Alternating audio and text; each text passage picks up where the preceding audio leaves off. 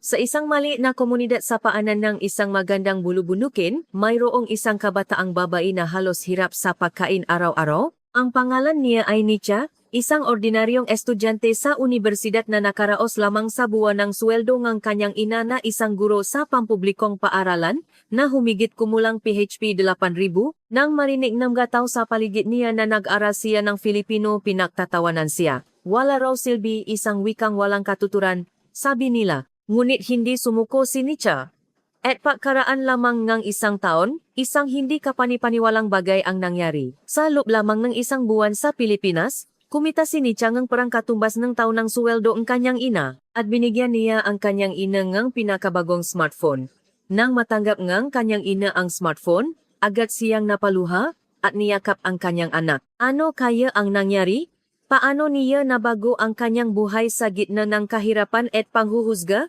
Ngayon, sisimulan natin ang nakakaanti na kwentong iyon. Kung sa tingin ninyo ay nakatulong ang video na ito, mangyaring mag-subscribe, i-like, at i-set ang notification bell. At nasaan kayo ngayon habang nakikinig sa kwentong ito, ibahagi ninyo sa comment section at sana iswertehin din kayo.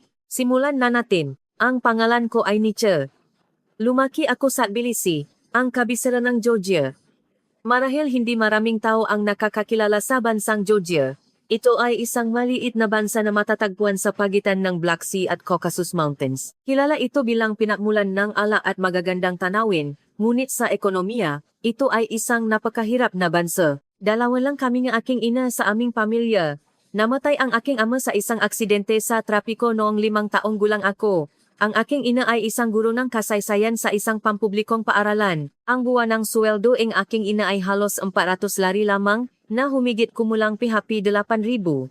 Pagkatapos bayaran ang renta at pagkain wala nang natitira, mula pagkabata, nakita ko ang aking ina na nagtatrabaho hanggang hating gabi na mamarka ng gatakdang araling ng kanyang estudyante. Paminsan-minsan bumubuntong hininga siya habang inyunat ang kanyang likod at bawat buntong hininga ay kumikurot sa aking puso.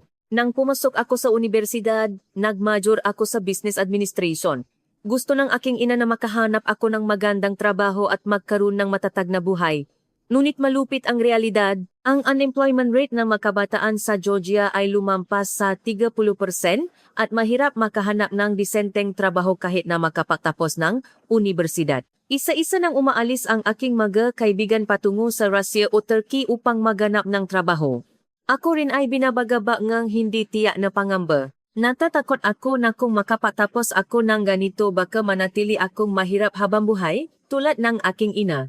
Isang araw, nang bumisita ako sa bahay ng aking kaibigang si Mariam, aksidente kong nakita ang isang Filipino variety show sa telebisyon. Wala itong subtitle at wala akong naintindihan, ngunit ang mainit ng git at matatalinong kilos ng gakastang nakakuha ng aking puso. Sabi ni Mariam, Filipino show yan. Sobrang popular sa mga kabataan ngayon. Pagkawi ko, hindi ko malimutan ang nakita ko. Kinagabihan, sinimulan kong magsaliksik tungkol sa Pilipinas sa internet. Ang Pilipinas ay isang mas kamanghamanghang bansa kaysa sa aking inakala. Noong nga 60 taon na ang nakakaraan, ito ay isa sa pinakamahihirap na bansa sa mundo. Ngunit ngayon ito ay isa sa mga nangungunang ekonomiya sa mundo. Ang nga pandakigang kumpanya tulad ng San Miguel Corporation, Jollibee at Ayala Corporation ay pawang nga kumpanya ng Pilipino. Ang musika, drama, at mga pelikula nito ay nakakakit sa buong mundo. Napaisip ako nga malalim. Ang Georgia noon ay sentro ng Silk Road at mayaman sa kultura. Ngunit bakit ngayon ay napakahirap? Paano nangyari ang himalang iyon sa Pilipinas? Gusto kong malaman ang sikreto. Kinabukasan, pumunta ako sa library at nahanap ngang makamateryales para sa pag-aaral ng Filipino. May isang lumang libro lang na makapal ang alikabok. Ngunit hiniram ko ito. Ang matitik na alibata ay mukhang napakakaiba ng una kong makita. Ang paraan ng paggawa ng matitik mula sa kombinasyon ng mabilog, parisukat at tuwid na linya ay parang isang puzzle. Mula sa araw na iyon, sinimulan kong maaral ng Filipino ng isang oras gabi-gabi. Nakita ako ng aking ina na nakaharap sa mesa at nagsusulat ng hindi pamilyar na matitik kaya nagtanong siya ni Cha, ano yan? Filipino po, inay. Umiling ang aking ina at sinabi, Pilipinas. Nasaan yan? Tumawa ako at sumagot, isang bansa sa Asya po, inay, sabi nila, napakagandang bansa. At dumaan ang panahon. Ang Filipino ay mas madaling matutunan kaysa sa aking inakala. Maraming bahagi ng gramatika nito ang katulad ng sa Georgian at hindi gaanong mahirap ang pagbigkas. Unti-unti akong nahumaling sa Filipino at nagahanap ng mga Filipino drama sa internet upang maksanay ng pakikini. Pinapanood ko ang nga drama ng walang subtitle, ginagaya ang nga dialogo ng nga artista, at nagahanap nga hindi pamilyar na salita sa diksyonaryo habang nag-aral. Paminsan-minsan, sinasabi nga aking ina nang may pag-alala ni Cha, mabuti naman na nag-aral ka ng ganyan kasipag, pero magagamit mo ba talaga yan sa huli? Buong kumpiyansa akong sumagot, siyempre po inay. Balang araw, ito ang mabibigay sa aking ng malaking pagkakataon. Nang nasa ikalawang taon ako sa universidad, nakakapagsalita na ako ang pangunahing Filipino. Naintindihan ko na ang nga Filipino drama ng walang subtitle at nakakagawa na ako ang simpleng pangungusap. Ngunit malamay kang reaksyon ng kataw sa paligid ko. Natataka ang aking nga kaibigan nang malaman nilang naaral ako ng Filipino. Nietzsche, bakit ka naaral niyan? Kung Ingles o Ruso pa? Pro Filipino. Wala namang pakinabang yan. Ilang Pinoy ba ang pumupunta sa Georgia? Bawat marinig ko ang ganoong masalita, nasasaktan ang aking puso, ngunit hindi ako sumuko. Isang araw nakita ko ang anunsyo ng isang Filipino language speech contest na inorganisa ng Philippine Embassy sa bulletin board ng universidad. Nakasaad doon na ito ay isang taunang kompetisyon at ang mananalo ay makakaroon ng pagkakataong makabisita sa Pilipinas. Walang paalinlangan akong nag-apply, isang buwan ang aking preparation period. Gabi-gabi, tumatayo ako sa harap ng salamin at naksasanay ng aking talumpati, libre ang tema, ngunit napadesisyonan ko maksalita tungkol sa mga pagkakatulat ng kultura ng Georgia at Pilipinas. Halimbawa, parehong bansa ang may kasaysayan ng pagtatanggol sa kanilang kalayaan sa gitna ng malalakas na bansa at ang kultura ng pagpapahalaga sa pamilya. Sa arawng kompetisyon, mas marami ang dumalo kaysa sa inakala ko sa Philippine Cultural Center sa Tbilisi. Karamihan ay mga estudyante sa universidad at may ilan ding sumali dahil gusto nilang magtrabaho sa makumpanya. Kinabahan ako, ngunit ibinigay ko ang lahat. Nang umakyat ako sa entablado at simulan ang aking presentasyon sa Filipino, nakita kong nagbago ang matingin ng judge. Pinuri nila ang aking tumpak na pakbikas at magandang nilalaman. Ang resulta ay panggalawang puwesto. Hindi ako nakakuha ng unang puwesto. Ngunit nakatanggap ako ng sertipiko at isang set ng mga materyales sa pag-aral ng Filipino. Napakasaya ko noong araw na iyon. Pakiramdam ko, napatunayan na hindi nasayang ang aking mga pagsisikap. Pagkawi ko, ipinakita ko sa aking ina ang sertipiko. Sa kauna-unahang pagkakataon, tila kinilalang ang aking ina ang aking pinili. Nietzsche, napakagaling mo talaga. Hindi ko alam. Nang marinig ko ang maksalitang iyon, halos maya ako. Doon ko napatanto kung gaano kalaki ang pagnanais kong kilalanin ako ng aking ina. Mahipik kong niyakap ang aking ina at sinabi, "Inay, pupunta ako sa Pilipinas, sigurado yan. At bibigyan ko kayo ng maginhawang buhay." Hinaplos ng aking ina ang aking likod at mahinahong sinabi, "Sige anak, tuparin mo ang iyong pangarap."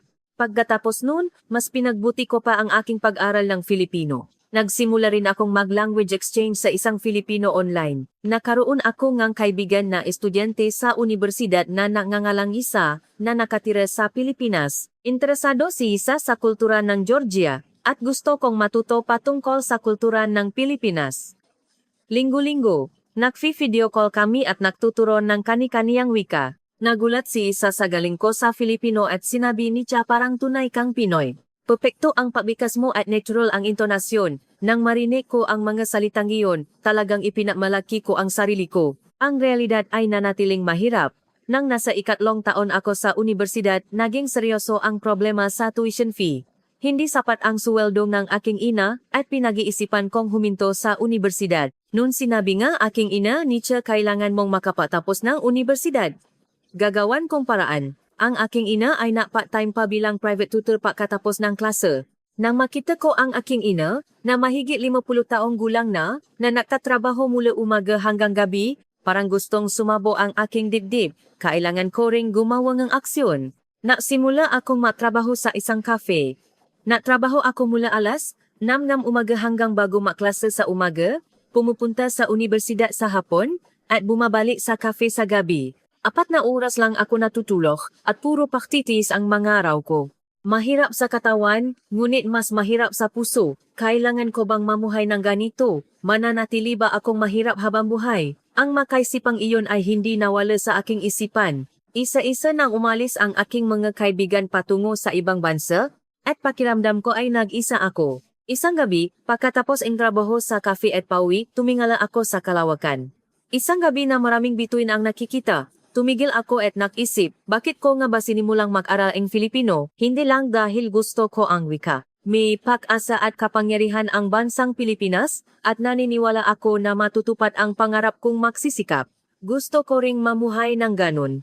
Gusto kong tuparin ang aking pangarap sa pamamagitan ng pagtitiis sa kahirapan, hindi sumuko, at magsikap hanggang sa huli.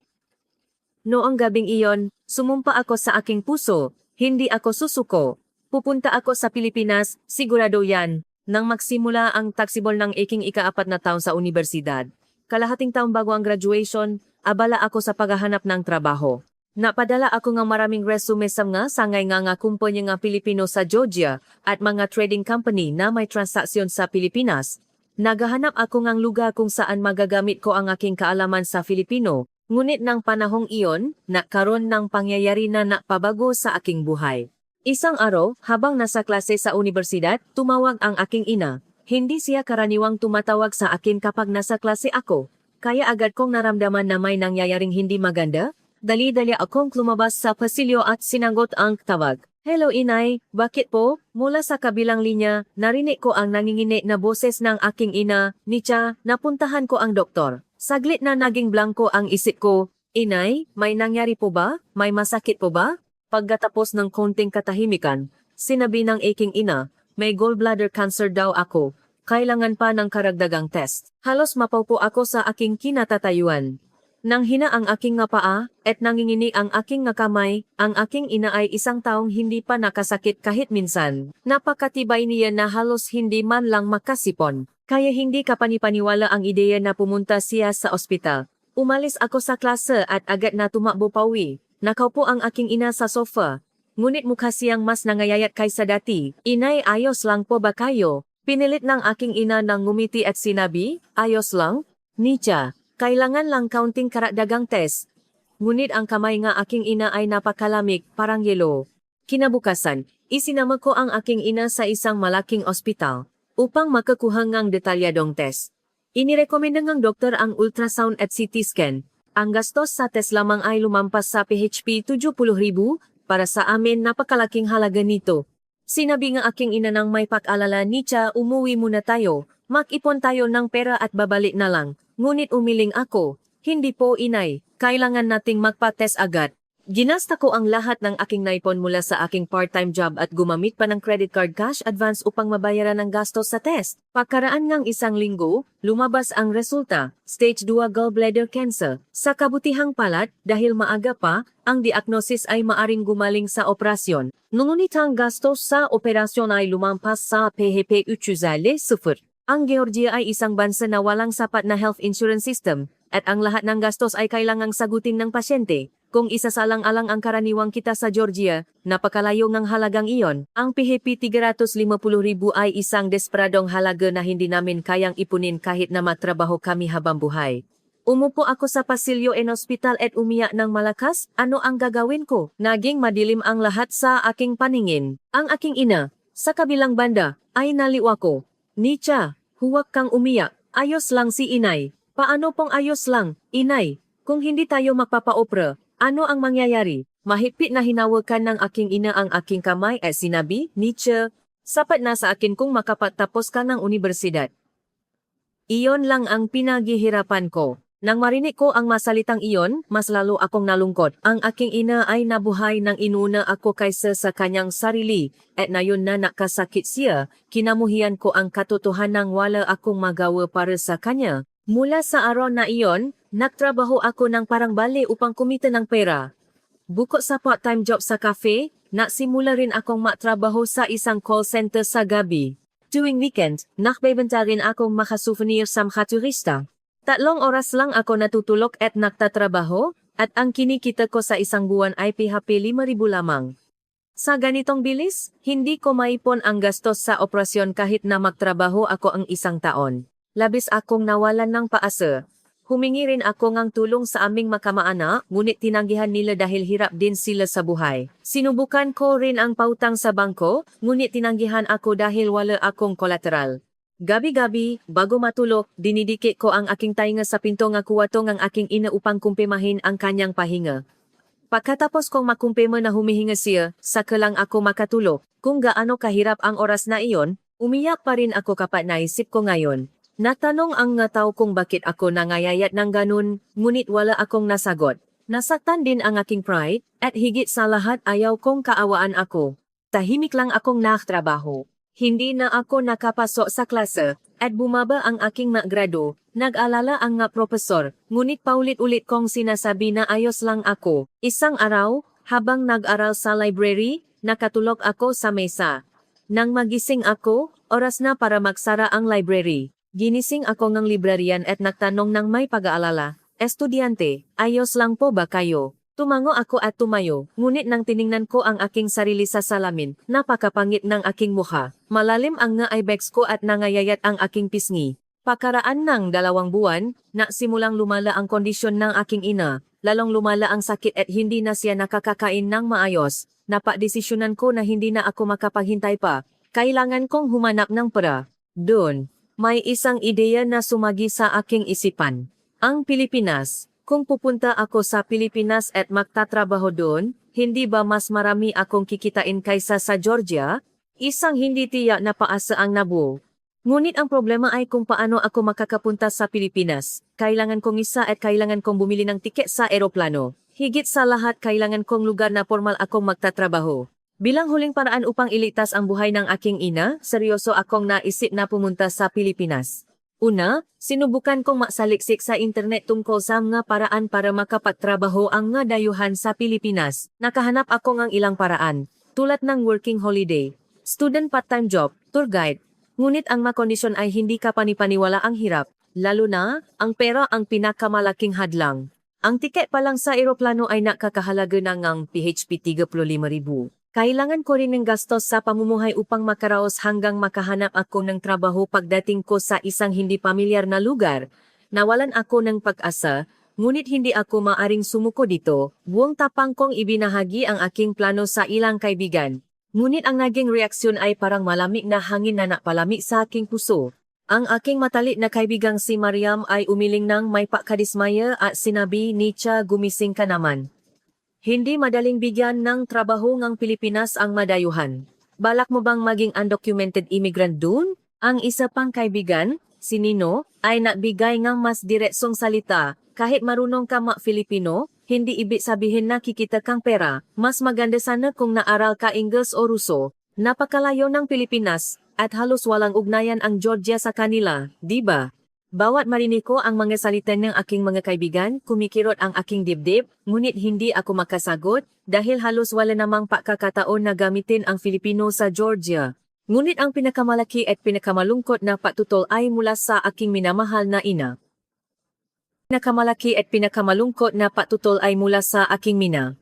"Inay, gusto ko pong pumunta sa Pilipinas at magtrabaho doon. Kikita po ako ng maraming pera doon para sa operasyon niyo." Nagulat ang aking ina at marahas na iniwagaywi ang kanyang mahina na makamay. Tinatanggihan ako. "Hindi, Nietzsche. Hindi yan. Bakit? Anong trabaho ang gagawin mo doon? Hindi ka pa nga perpekto sa wika. Sino ang kukuha sa iyo? At hindi ko kayang sirain ang buhay mo dahil sa sakit ko." Matatak ang boses ng aking ina, ngunit hindi rin ako maaring sumuko. "Inay, alam niyo naman ang galing ko sa Filipino, di ba? Nanalo ako sa kompetisyon, at sinabi ngang mapinoy na maganda ang pagbikas ko. Kaya ko yan." Umiling ang aking ina habang luhaan ang kanyang mata. "Nietzsche, sapat na sa akin na ligtas ka dito. Ayaw ko makita kang naghihirap sa malayong bansa." Nagsimula na ring umagos ang aking luha, ngunit pinilit kong sagutin, "Inay, desisyon na po ako. Hindi po ako mabubuhay nang wala kayo. Pakiusap po, payagan niyo ako." Noong gabing iyon, makaharap kaming mag-ina at patuloy na umiyak. Mas malupit pa ang reaksyon ng mga tao sa paligid. Ang kapitbahay namin ay tumawa nang marinig ang aking plano. "Pilipinas, anong gagawin mo doon? Mahuhugas ka ba ng pinggan?" Ang tindero sa kalapit na supermarket ay pabiruring nagsabi, "Ang mga kabataan ngayon ay talagang walang alam sa realidad." Akala nila, gaganda ang lahat kapag pumunta sa ibang bansa. Maraming walang trabaho sa Pilipinas, bakit sila kukuha ng dayuhan? Bawat marinig ko ang salitang iyon, matinding galit ang naramdaman ko, ngunit kasabay nito ay takot din. Baka tama sila, baka gumagawa ako ng isang napakawalang ingat na desisyon. Ang mapangambang iyon ay sumagi sa aking isipan na parang maitim na anino. Humingi ako ng payo sa aking propesor sa universidad. Si Professor Georgie, ang aking advisor sa Business Administration, ay nagkaroon ng seryosong ekspresyon nang marinig ang aking kwento. Nicha, naiintindihan ko ang nararamdaman mo, ngunit sa praktikal na aspeto, mahirap yan. Napakahigpit ng Pilipinas sa pagkuha ng work visa para sa mga dayuhan, lalo na para sa magagaling sa maliliit na bansa tulad ng Georgia, mas mahirap pa. Yumuko ako at sumagot ng nangingini ang boses. Gayunpaman, hindi po ba dapat kong subukan? Bumuntong hininga ang propesor at sinabi, mabuti ang subukan. Ngunit kailangan mong makaroon ng matibay na plano kung sakaling mabigo ka. Para sa kapakanan ng iyong ina, kailangan mong maging maingat. Noong gabing iyon, maisa akong nakaupo sa madilim na silid at nalunod sa malalim na paisip. Dapat ba talaga akong lumakat ng maisa sa landas na ito na tinututulan ng lahat? Baka mayroong malupit na realidad na ako lang ang hindi nakakaalam. Ngunit wala na akong ibang papipilian.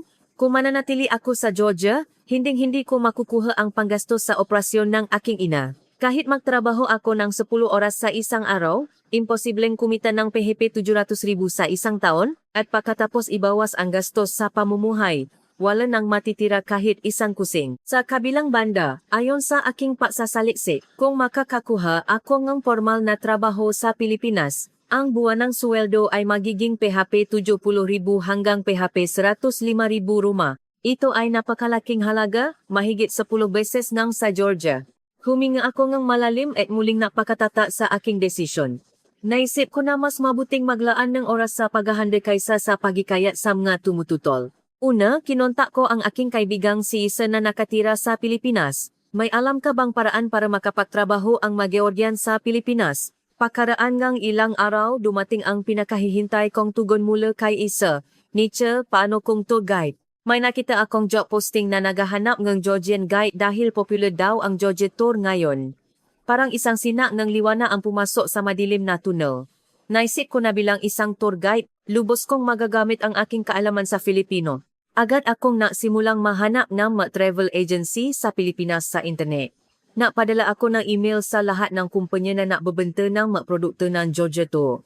Ipinamalaki ko ang aking kaalaman sa Filipino at ang aking malalim na kaalaman sa Georgia, at tapat kong isinulat ang aking desperadong sitwasyon na kailangan ko ang para sa sakit ng aking ina, ngunit hindi gaanong madali ang realidad tulad ng aking inaasahan.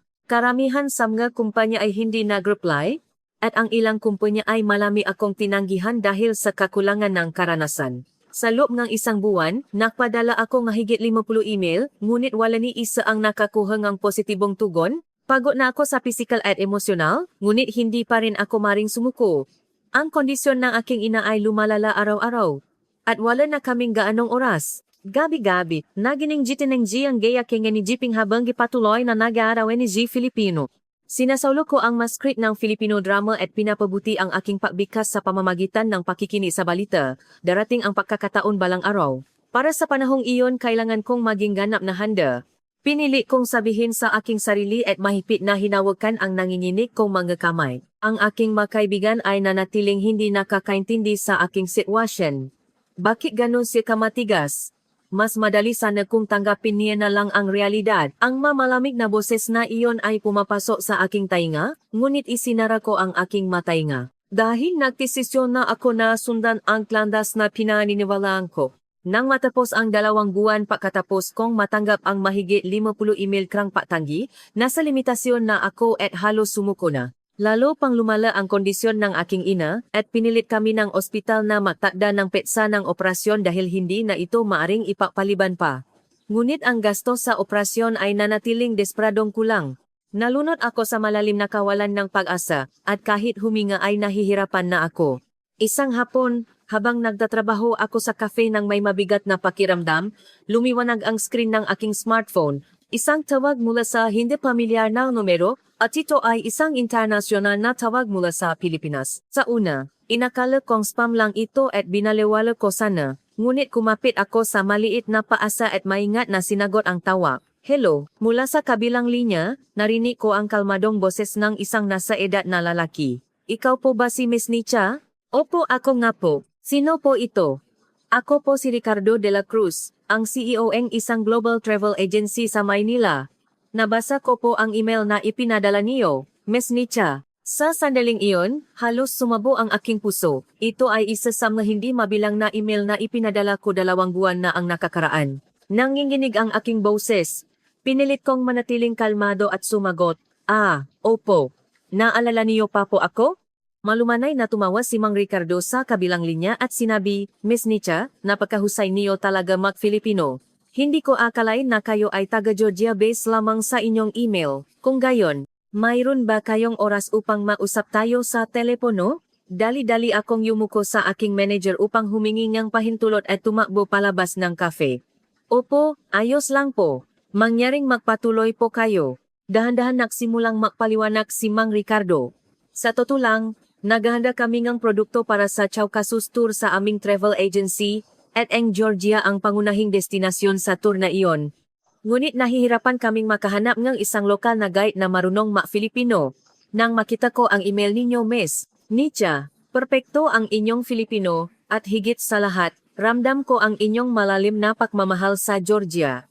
Alos masabog ang aking dibdib. Talaga po? Ibig sabihin po ba ipagkakatiwala niyo sa akin ang trabaho? Kalmadong sumagot si Mang Ricardo, sa totoo lang gusto muna namin kayong interviewin. Possible po ba ang isang online interview sa Zoom? Sa sobrang saya, halos mapasigaw ako sa aking kinatatayuan. Opo, siyempre po, kahit kailan po. Tumawa si Mang Ricardo at sinabi kong gayon mag-interview tayo bukas ng alas 10 ng umaga sa Zoom. Ipadadala ko ang link sa inyo sa email mamaya. Pagkatapos kong ibaba ang telepono, agad akong napaupo sa aking kinatatayuan at tumingala sa kalawakan. Walang tigil na umagos ang aking mainit na luha. Sa wakas, dumating ang pinakahihintay kong pagkakataon. Pakiramdam ko, dininig na Diyos ang aking time na panalangin. Umuwi ako at hinihingal na sinabi sa aking ina, Inay, may tawag po ako mula sa isang travel agency sa Pilipinas. Gusto po nila akong interview. Nagulat ang aking ina at nanlaki ang nga mata, at nangingini ang boses na nagtanong, Talaga, Nicha? Talaga? Opo, bukas po.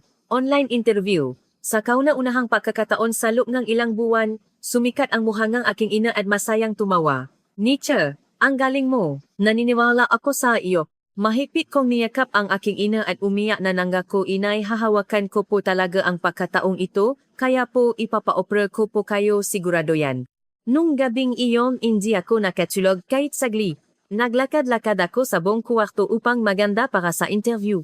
Nasanay ako kung paano ipapaliwanag ng malinaw sa Filipino ang kasaysayan, kultura at mga tanawin ng Georgia at paulit-ulit kong sinasanay ng malakas ang mga sagot sa mga posibleng tanong. Tumayo ako sa harap ng salamin at sinuri ang lahat mula sa pagbigkas, intonasyon, hanggang sa ekspresyon ng mukha. Gabi-gabi, binantayan ako ang aking ina at buong lakas na sinuportahan. Kinabukasan ng umaga, dumating na ang oras ng interview. Inayos ko ang aking sarili at umupo sa harap ng computer kumonekta sa Zoom, sa screen. Kasama si Mang Ricardo, may 2 pang tao, ang manager ng planning team at ang marketing staff. Sinabi ni Mang Ricardo nang may masayang ngiti, Hello Miss Nicha, huwag kang kabahan, mag-usap tayo ng relax. Huminga ako ng malalim at yumuko ng malalim sa screen upang bumati. Hello po, ako po si Nika, nakatira sa Tbilisi, Georgia. Maraming salamat po sa mahalagang pagkakataong ito. Nagsimula ang interview. Ang unang tanong ay kung paano ko natutunan ang Filipino. Buong katapatan kong ikinuwento ang lahat, mula sa aksidente kong nakita ang Filipino variety show, ang aking self-study, hanggang sa aking pagkapanalo ang second prize sa speech contest. Ang mga interviewer ay time-time na nakinakabang tumatangko. Ang susunod na tanong ay kung paano ko ipapakita ang kagandahan ng Georgia.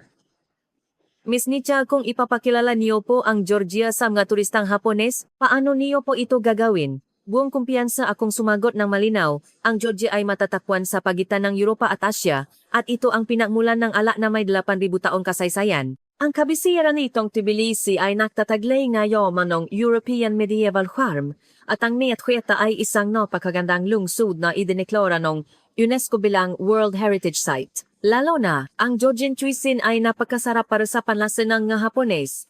Ang kinkali ay halos katulad ng Japanese gyoza, at ang khachapuri ay isang tinapay na puno ng cheese na napakapopular sa lahat ng edad. Nagatinginan ang mga interviewer ng may pagtataka. Ang manager ng planning team ay nagsabi ng may paghanga, Miss Nika, mas natural po kayong magsalita kaysa sa mga Pinoy. Perpekto ang pagbigkas niyo at walang awkwardness ang intonasyon niyo. Nagpatuloy ang interview sa loob ng halos 30 minuto. Sa huli, nagtanong si Mang Ricardo ng may seryosong ekspresyon, Miss Nika, bakit niyo po gustong kunin ang trabahong ito? Ikuwento niyo po ang inyong taos-pusong nararamdaman ng walang pabalat-bunga. Atubili ako saglit, ngunit napadesisyonan kong sabihin ang buong katotohanan. Sa totoo lang po, ang aking ina ay may malubhang sakit. Kailangan po niya ngang agarang operasyon, ngunit napakalaki po ng gastos. Gusto ko pong iligtas ang buhay ng aking ina sa lahat ng paraan. Kaya po, napakahalaga po sa akin ang trabahong ito. Naging mas seryoso ang ekspresyon ng na-interviewer sa kabilang screen. Malalim at tahimik na tumango si Mang Ricardo at nagsabi na intindihan ko po. Maraming salamat po sa inyong katapatan. Natapos ang interview at naghintay ako ng resulta ng may takot at kabok ng dibdib. Ngunit nakakagulat, pakaraan lamang ng isang oras dumating ang email. Ang resulta ay passed. Ang makondisyon ng kontrata ay napakaganda, higit pa sa aking inaasahan. PHP 105,000 buwan ng sweldo, pagbibigay ng tirahan, at buwang suporta para sa pamasahe sa eroplano patungo sa Pilipinas. Habang mahigpit kong hawa ang aking smartphone, sumigaw ako at napaupo sa aking kinatatayuan. Sa wakas ay may liligtas ko na ang buhay na aking ina. Isang linggo pagkatapos matanggap ang balitang ng pagkakasundo, nakasakay na ako sa eroplano patungong Maynila. Sinuportahan ng travel agency ang aking tiket sa eroplano at binigyan din nila ako ng tirahan para sa unang buwan pagdating ko. Bago sumakay sa eroplano, nagpaalam kami ng aking ina ng luhan sa airport. Mahigpit na hinawakan ng aking ina ang aking kamay at nangingini ang boses na sinabi, Nietzsche, huwag kang makakasakit doon, maging malusok ka. Ayos lang si inay, kaya huwag kang masyadong maalala. Mahigpit kong niyaka ang aking ina at pinigilan ang aking luha habang nangako inay babalik po ako agad pagkatapos kong kumita ng maraming pera. Sigurado po, ipapaopera ko po kayo, maghintay lang po kayo. Lumuluha din ang namata ng aking ina, ngunit pinilit niyang ngumiti at kumaway. Pagkatapos ng 11 oras na mahabang biyahe, dumating ako sa Ninoy Aquino International Airport. Sa sandaling lumabas ako ng airport, ang hangin na dumampi sa aking balat ay lubos na kakaiba. Malamig ito at napakalinis. Higit sa lahat, nagulat ako sa napakalaking sukat ng airport at ang modernong pasilidad nito. Napakalaki at makabago ito, hindi may hahambing sa airport ng Tbilisi. Lahat ng nakita ko ay sariwa, ang automated system, ang malilinis na banyo na walang ni isang dumi, at ang mga sinadya na malinaw at madaling intindihin. Itinulak ko ang aking card at kinakabahan na natungo sa arrival lobby. Doon, si Mang Ricardo mismo ang sumundo sa akin. Miss Nietzsche, dito po. Sa sobrang saya, tumakbo ako at yumuko ng malalim upang bumati. Mang Ricardo, maraming pong salamat. Maligayang ngumiti si Mang Ricardo at sinabi, kauna-unahan niyo po sa Pilipinas, di ba? Siguro po pagod kayo sa mahabang biyahe, kaya magpahinga muna kayo. Ayos lang po kung bukas na tayo magsimula ng tuluyan. Habang nakasakay kami sa sasakyan patungo sa sentro ng Maynila, malabo akong nakatingin sa labas ng bintana. Ang ma-expressway ay malawak at mayos, at ang masasakyan ay tumatakbo ng may kaayusan na parang isang perpektong parada. Ang mailaw na kaya ay nakpapaliwanag sa kabinang Maynila na parang araw. Ang aking tirahan ay isang maliit na studio apartment malapit sa Makati. Mas maliit ito kaysa sa bahay na tinirhan ko sa Georgia, ngunit lahat ng gamit ay bago. Isang puting malinis na kama, isang maliit na kusina, at isang malinis na banyo. Lahat ng kailangan sa pamumuhay ay perpektong kumpleto. Tumingin si Mang Ricardo sa paligid ni silid at sinabi, dito po muna kayo titira. May supermarket malapit dito, and malapit din ang istasyon ng tren sa Lakarin. Pauli-ulit akong napasalamat. Pagkatapos kong may maisa sa silid, umupo ako sa kama at tumingin sa paligid. Sa labas ng bintana, nakalata ang hindi kapanipaniwalang ganda ng tanawin ng gabi sa Maynila. Ang hindi mabilang na ilaw ay kumikinang na parang mga hiyas. Totu, nasa Pilipinas na ako, bulong ko. Sa sandaling iyon, walang tigil na umagos ang luha sa aking pisngi. Mula kinabukasan, nagsimula na ang tunay na trabaho. Pumasok ako sa opisina ng travel agency at nakilala ang aking nga bagong kasamahan. Si Ms. Yumi Santos ang manager ng planning team, si Mr. Kenji Reyes ng marketing team, at si Ms. Andrea Lim, ang aking senior guide. Lahat sila ay malugot na tinanggap ako, na galing sa ibang bansa. Tiningnan ako ni Ms. Santos at sinabi ng may paganga, Ms. Nietzsche, napakahusay niyo talaga Filipino. Hindi ko akalain na kayo ay dayuhan. Nanlaki ang nga mata ni Mr. Reyes at natanong, paano po kayo naging ganun kabilis?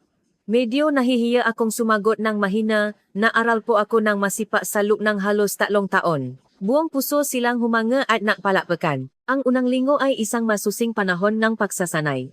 Natutunan ko ang nga katangian ng nga turistang Hapones, ang nga etiquette bilang guide, at ang nga regulasyon sa kaligtasan. Nagbigay si Ms. Lim bilang isang senyo ngang iba't ibang praktikal na payo. Ms. Nietzsche, ang nga turistang Hapones ay talagang maingat at detalyado. Kailangan nating sundin ang schedule ng minuto por minuto at inaasahan nila ang detalyadong paliwanag. Bukod pa rito, kailangan nating maging maingat sa mga food allergies at dietary restrictions. Masipag kong sinulatan ang lahat ng sinabi ni Ms. Lim, na para akong isang espongha na sumisipsip ng tubig. Lahat ay bago at puro pag-aral, ngunit hindi ako nakaramdam ng pagod. Sa halip, bawat araw ay parang isang panaginip na napakasaya.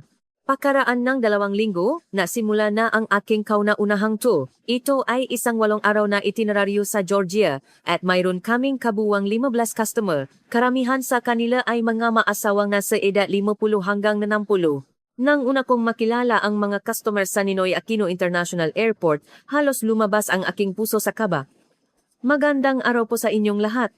Ako po si Nika, ang inyong gide sa Georgia tour na ito. Sa loob po nga 8 araw na ito, sisiguraduhin kong makakaroon kayo ng pinakamagandang alaala. Nagulat ang mga customer sa aking matatas na Filipino. Isang matandang babae ang nagtanong ng nalalaki ang mamata, ay guide, hindi po ba kayo Pilipino? Hindi po, Georgian po ako. Naku, hindi ka pani-paniwala. Paano po kayo naging ganun kagaling Filipino? Sa loob ng eroplano, sunod-sunod ang natanong mula sa mga customer. Paano ko raw nakilala ang Pilipinas? Bakit ko raw pinag-aralan ang Filipino? Anong klaseng bansa raw ang Georgia? Sinagot ko ang bawat isa sa kanila ng may ngiti at paggalang. Labis na interesado ang mga customer sa aking kwento, at ang ilan ay nakipag-usap sa akin na parang ako ang kanilang sariling anak. Si Lola Yoshi Yamada ay mahigpit na hinawakan ang aking kamay at sinabi, Nietzsche, talagang kahanga-hanga ka, napakabata mo pa, ngunit pumunta ka na sa malalayong bansa upang magtrabaho. Labis akong nanti sa mainit na salitang iyon at halos maiya ako. Pagdating sa Tbilisi, nasimula na ang tunay na tour. Ang unang araw ay city tour. Ipinaliwanag ko habang nililibot namin ang Narikala Fortress, Meteki Church, at Holy Trinity Cathedral. Buwang sigasik akong naging guide ayon sa aking pinahandaan sa loob ng ilang buwan. Ito po ang Narikala Fortress. Isang makasaysayang istruktura na itinayo noong ika-4 na siglo. Ito po ay isang mahalagang lugar na parang guardian god na nagpoprotekta sa Tbilisi. Ang tanawin po dito ay napakaganda na nakakabiyani. Masipak na nakpicture ang mga customer at humanga. Wow, napakaganda talaga. Ramdam ko ang kasaysayan ng Europa. Sa gabi, dinala ko sila sa isang tradisyonal na restaurant upang tikman ang nalutuin ng Georgia. Nag-order kami ng maraming khinkali, khachapuri, at shashlik. Sa una, medyo nagalangan ang mga customer sa mga hindi pamilya na pagkain, ngunit nang makatikim sila ng isang subo, agad na lumiwanag ang kanilang nga mukha at humanga sila. Talagang masarap ito, parang may pamilyar na lasa. Lalo na, ang khinkali ay lubos na pinuri ng nga customer. Isang matandang lalaki ang tumango ng malaki at sinabi, ito ay parang isang malaking gyoza, ngunit napakaraming karne, napakasarap. Buong puso akong nakaramdam ng pagmamalaki.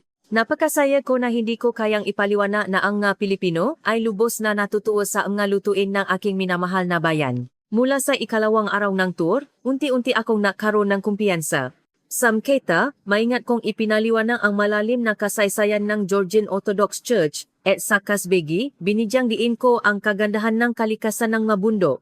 Ang nga customer ay time-team na nakinig sa aking paliwanag at natanong ng maraming bagay. Sinagot ko ang bawat maliit na tanong ng may buong katapatan. Pagdating sa gabi at bumalik sa hotel, pagod na pagod ang aking katawan, ngunit ang aking puso ay hindi kapanipaniwalang napuno. Dahil naramdaman ko na ang aking ginagawang trabaho ay nagbibigay ng kaligayahan sa iba at may saysay. Sa huling araw ng tour, sunod-sunod na napahaya ng pasasalamat ang nga customer sa akin. Si Lola Yamada ay mahinang inabot sa akin ang isang maliit na sobre at ngumiti habang sinasabi niya, ito ay maliit na pasasalamat, tanggapin mo. Dahil sa iyo, talagang naging napakagandang biyahe nito. Nang tiningnan ko ang loop ng sobre sa kwarto ng hotel, mayroon itong PHP 35,000. Nakatanggap din ako ang counting tip mula sa ibang customer at ang kabuuan ay umabot sa PHP 140,000. Hindi ako makapaniwala sa aking nakita. Kung pasasamahin ang aking buwanang suweldo na PHP 105,000 at ang tip, ang kabuuan ay PHP 245,000. Sa loob lamang ng 8 araw, nakakuha ako ng para na kinikita ko sa Georgia sa loob ng 1 taon sa hirap. Nang mapaalam ako sa mga customer sa iPod, hindi ko napigilan ang umiyak. Puno ang aking puso ang pasasalamat at labis na pakabigla. Isang customer ang mahinang hinaplos ang aking laikot at sinabi, Nietzsche, huwag kang umiyak, napakagaling mo talagang guide. Maraming magagandang bagay ang naghihintay sa iyo. Habang pinapanot ko ang eroplano na lumilipat patungo sa Pilipinas, tahimik akong nag-isip. Ang nga Pilipino ay napakainit at mabait, at ang Pilipinas ay isang bansa na siguradong magbibigay ng pagkakataon sa mga nagsisikap. Sa sandaling ito, kumbinsido ako na ang aking tila walang ingat na desisyon ay hindi mali. Pagkatapos ko matagumpay na matapos ang aking kauna-unahang to, bumalik ako sa opisina sa Maynila. Ipinakita sa akin ni Mang Ricardo ang customer feedback ng may malaking ngiti. Miss Nija, tingnan niyo, lahat ng customer ay nagbigay ng perpektong marka. Lubos nilang pinuri na ang guide ay napakabait at ang paliwanag ay perpekto. Nang marinig ko ang salitang iyon, talagang napakasaya ko. Pakiramdam ko sa wakas ay nabayaran ang lahat ng aking masusing pagsisikap. Tumingin sa aking mga mata si Mang Ricardo at idinagdag, may 2 pa po kaming chowkasus tour sa susunod na buwan. Maari ko po bang ipagkatiwala sa inyo, Ms. Nietzsche? Opo, siyempre po. Maraming salamat po. Noong gabing iyon, nanginginig ang aking makamay habang tumatawag ako sa aking ina sa Georgia. Inay, natapos ko na po ang aking unang tour ng maayos. Mula sa kabilang linya, narinig ko ang malumanay na boses ng aking ina na tila gumaan ang pakiramdam. Talaga Nika, napagod ka talaga sa malayong bansa. Naalala ako sa iyo, inay, at saka po, kumita po ako na napakaraming pera sa pagkakataong ito. Humigit kumulang PHP 245,000 sa kabuuan. Mula sa kabilang linya, nawalan ng salita ang aking ina at narinig ko ang malakas na paghinga niya. Ano raw? PHP 245,000? Opo, pinagsama po ang aking batayang suweldo at ang tip mula sa mga customer. Inay, sa wakas po, makapapapaopera na kayo. Umiya ang aking ina ng walang pigil. Nietzsche, maraming salamat anak, halos maya na rin ako, ngunit pinigilan ko at sinabi, Inay, huwag po kayong umiyak. Simula pa lang po ito, mas magsisikap pa po ako at gagaling po kayo ng tuluyan. Kinabukasan, tumakbo ako sa bangko at agad na nagproseso ng international money transfer. Nagpadala ako ng PHP 175,000 sa account ng aking ina. Sinabi ko sa kanya na gamitin ito para sa operasyon at para sa gastos sa pamumuhay. Umiyak muli ang aking ina sa telepono at sinabi niya, ano ang gagawin ko para pasalamatan ka sa lahat ng ginawa mo? Masaya akong tumawa at sumagot, Inay, ginagawa ko lang po ang natural na bagay. Tulad ng pagpapalaki niyo sa akin ng masipa, napakabisyong buhay ko sa Pilipinas ngunit hindi ka panipaniwalang makabuluhan. Sa mga araw na walang tour, pumapasok ako sa opisina ng travel agency at masusing nagsasaliksik at tumulong sa pagpaplano ng bagong ruta ng tour. Ang aking mga kasamahan at ako ay unti-unting naging malapit. Na parang matagal nang makaibigan. Si Ms. Santos, ang manager, ay nagbigay ng maraming mahalagang payo para sa pagtatrabaho sa Pilipinas. Ms. Nika, kailangan ng kaunting pag-angkop sa pagtatrabaho sa Pilipinas. Mahalaga sa amin ang pagiging on time, ang pagdating ng 5 minuto bago ang oras ay karaniwan na, at kailangan ding maging detalyado at tumpa ang pag-ulat sa trabaho. Ako ay masipa na natutong ang lahat, parang isang espongha na sumisipsip ng tubig. Mula sa kultura ng negosyo ng Pilipinas, ang tamang paraan ng pagsusulat ng email, hanggang sa format ng report, sinikap kong matutungaw at detalye upang makasama sa lipunan ng Pilipinas. Ang aking ikalawang tour ay muling naging matagumpay. Sa pagkakataong ito, may 18 customer at mas mahaba ang tour period sa loob ng 10 araw. Ngunit dahil sa karanasan ko sa unang tour, mas naging kampante ako.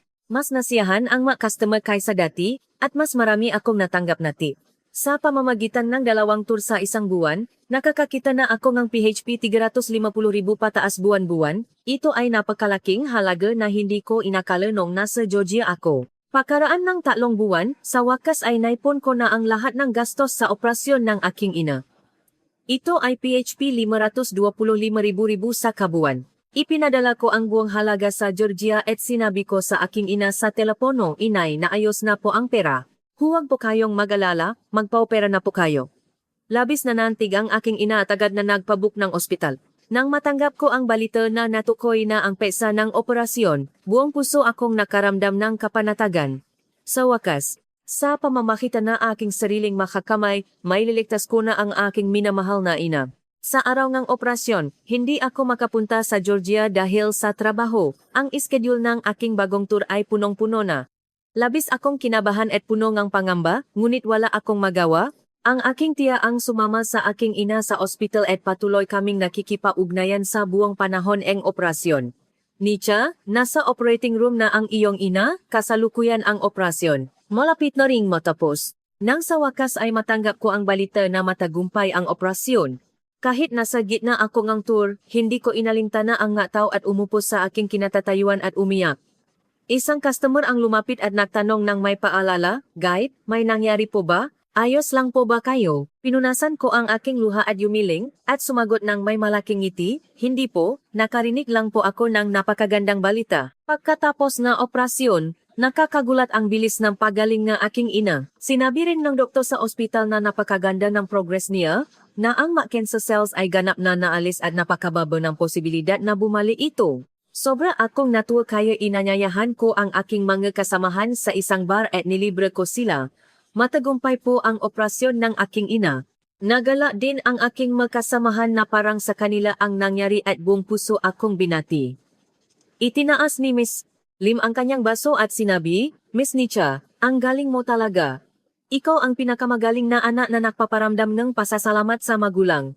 Ngumiti rin si Miss Santos at sinabi, "Napakaswerte ngang iyong ina, Miss Nicha. Mayroon siyang napakagaling na anak." Nang umabot sa 4 na buwan ang aking pananatili sa Pilipinas, nahanda ako ng isang espesyal na regalo, isang taos-pusong regalo para sa aking ina na nakalabas na sa ospital. Bumili ako ng pinakabagong iPhone, mga mamahaling health supplements na gawa sa Pilipinas, at matas na kalidad na Korean ginseng. Ito ay makamamahaling bakay na nakakahalaga na may hit PHP 30,000 sa kabuuan, ngunit hindi ko ito inalintana. Dahil handa akong gawin ang anumang bagay para sa aking minamahal na ina. Habang ipinapadala ko ito sa pamamagitan ng international mail, naglakip ako ng maikling sulat, "Inay, mahal kita, maging malusog ka palagi."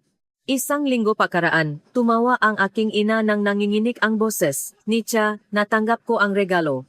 Nagustuhan niyo po ba, Inay?" "Nicha, hindi pa ako nakakatanggap ng ganoong kamamahaling bagay." Umiyak ang aking ina nang nanginginig ang boses sa kabilang linya. "Hindi ko alam na ganon pala kaganda at ka-convenient ang smartphone. At mayroon pang ganong kamamahaling health supplements. Nika, talagang naging isang responsableng tao ka na." Umiyak din ako nang marinig ko ang luha sa boses ng aking ina. "Inay, simula pa lang po ito. Mas marami pa po akong ibibigay sa inyo na mas magagandang bagay. Naghirap lang po kayo sa buong buhay niyo, di ba? Simula po ngayon, gagawin ko po kayong pinakamasayang ina sa mundo." Nung gabing iyon, mag-isa akong nakahiga sa kama sa aking silid, nakatingin sa puting kisame, at nag-isip. Sa loob lamang ng 4 na buwan simula nang dumating ako sa Pilipinas sa gitna ng kawalan ng paasa, ganap na nabago ang aking buhay ng 180 degrees. Matagumpay na natapos ang operasyon ng aking ina, at hindi kapanipaniwala ang aking katatagan sa pinansal.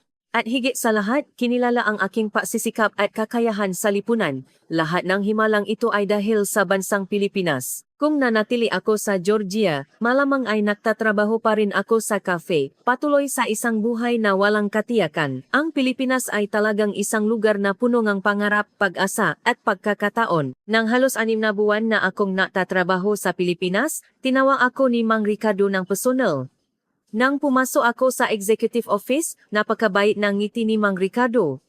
"Miss Nicha, maupo kayo. May mahalaga akong sasabihin." Medyo kinabahan ako, iniisip na baka may nagawa akong mali, at umupo sa upuan. Ngunit ang sumunod na sinabi ni Mang Richardo ay isang nakakagulat na bagay na hindi ko inakala. Ms. Nika, talagang napakahusay niyo nitong nakaraang 6 na buwan. Ang customer feedback ay palaging perpekto, at napakaganda ng inyong reputasyon sa kumpanya. Kaya, nagdesisyon ang kumpanya ng isang malaking bagay, ngunit, medyo huminto si Mang Ricardo at tumingin sa akin ng seryoso at nagpatuloy, gusto naming i-hire ka, Miss Nika, bilang isang regular na empleyado. Hindi bilang isang freelance guide, kundi bilang isang opisyal na empleyado ng aming kumpanya. Nagulat ako na halos hindi ako makahinga at nanlaki ang mata. Talaga po, ako po? Opo, siyempre po, wala pa akong nakitang guide na kasing passionate at kasing galing ninyo, Miss Nika. At saka, plano naming palawakin pa ang Chow Kasustur business sa hinaharap, at gusto naming ipakatiwala sa inyo ang project team leader ng proyekto na iyon. Sa salitang team leader, halos huminto ang aking puso sa sobrang gulat. Team leader po? Ako po? Ayos lang po ba kung dayuhan ako? Buong lakas na tumango si Mang Ricardo at sinabi, kung may kakayahan, walang kinalaman ang nasyonalidad. Napatunayan niyo na ang inyong kakayahan, Miss Nietzsche. Ang sweldo ay itataas sa PHP 157,500 buwan-buwan, at lahat ng social insurance ay sasakupin. Ano sa tingin niyo? Tatanggapin niyo ba? Hindi ako makapaniwala sa aking narinig. Sa Georgia, mahirap kumita ng PHP 35,000 buwan-buwan kahit na makapatapos ng universidad, ngunit ako, bilang isang dayuhan, ay makakakuha ng PHP 157,500 buwan-buwan. Maraming salamat po. Maraming salamat po. Tumayo ako at yumuko ng malalim, pinipigilan ang aking luha. Simula nang maging regular employee ako, mas lumawak at naging mas mabigat ang aking trabaho. Hindi lang ako nagiging tour guide, kundi simula rin ako sa paplano ng garuta ng tour, negosasyon sa mga lokal na kasamang kumpanya, at pasasanay sa mga bagong guide. Sa una halos madaig ako sa sobrang pressure. Ngunit tinulungan ako ng aking kasamahan, si Ms. Santos ang manager ay may gat na nagturo sa akin ng mga know-how sa pagpaplano ng mga kakit-akit na proyekto at si Mr. Reyes ay nabahagi ng epektibong marketing strategy. Si Ms. Lim ay naturo sa aking mga practical na tips sa field at crisis management. Sumisipsip ako nga alaman mula sa lahat parang isang tuyong espongha. Pagkaraan ng 2 buwan, inilunsad ang aking kauna-unahang bagong tour na pinlano ko mula simula. Ito ay isang 14 araw na tour na nililibot ang Georgia at Armenia. Ito ay isang proyekto na ipinagmamalaki ko, na sumasakop sa malalim na kasaysayan, natatanging kultura, at malawak na kalikasan ng dalawang bansa. Sa una, nag-alala ako kung mabebenta ba talaga ito at hindi ako makatulog sa gabi, ngunit sa loob lamang ng 1 linggo mula ng ilunsad, napuno ang lahat ng petsa. Nagala si Mang Richardo na parang sa kanya ang nangyari at sinabi, Ms. Nietzsche, hit na hit. Kailangan nating magdadat ng bagong petsa agad. Puno ang aking puso ang kasiyahan at pagmamalaki na hindi ko kayang ipaliwanag. Ito ay patunay na kinilala ng mga customer ng Pilipinas ang produkto na ginawa ko ng buong puso.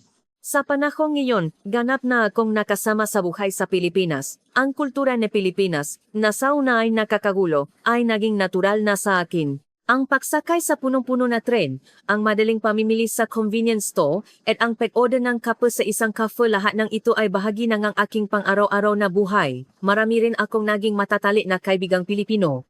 Madalas kaming naglalabas ng makasamahan sa kumpanya para mag-inuman, at tuwing weekend, lumalabas kami para manood ng sign. Lalo na, si Ms. Andrea Lim ay naging aking matalik na kaibigan. Mas matanda siya sa akin ng 3 taon at palaging mabait at maalalahanin parang tunay na ate. Isang araw, habang umiinom kami ng mainit na kape, natanong si Ms. Lim Nietzsche, kumusta ang buhay mo sa Pilipinas? May mahirap ba? Ngumiti ako at yumiling ng malaki.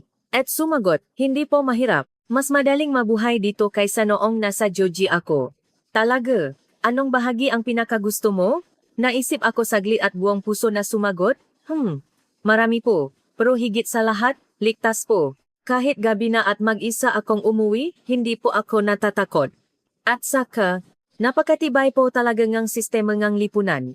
Sa ospital, bangko, saan ka man pumunta, epektibo at mabait ang lahat.